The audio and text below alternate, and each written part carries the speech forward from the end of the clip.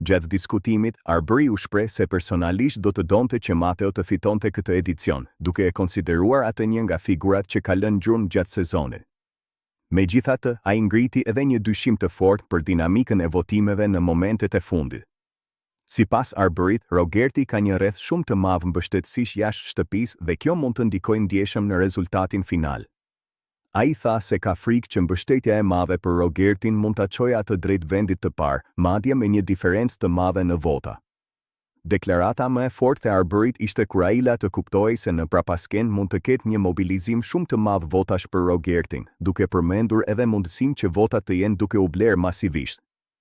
Sipas tij, kjo mund të bëjë që në momentet e fundit Rogerti të dalë fitues, pavarësisht dëshirës së tij që çmimi i madh të shkojë për Matteon.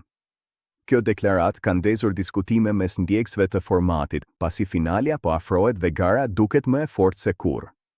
Tashmë mbetet për tu parë nëse parashikimi i Arberyt do të rezultojë i saktë, apo nëse publiku do të vendosë ndryshe në natën finale.